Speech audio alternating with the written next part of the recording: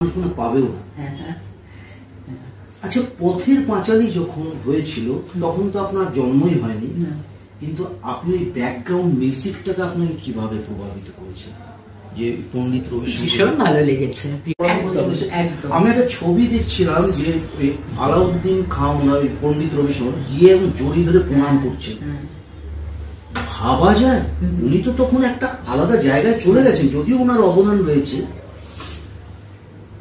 এগুলো মানে এই ধরনের, আমি এটা আসার আরো একটা কারণ যে এইরকম আমাদের ভারতবর্ষে এত বড় দেশ, এত মানুষ, এত পেশায় আছে, কিন্তু শঙ্কর, মমতা শঙ্কর, উদয় শঙ্কর সব একসাথে যেন চলে আসে এক সূত্রে, মানে একটা মালার মতন যেন একটা ব্যাপার।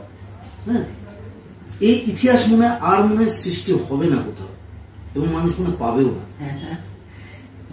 আচ্ছা, পথের পাঁচালী যখন হয়েছিল তখন তো আপনার জন্মই হয়নি, কিন্তু আপনি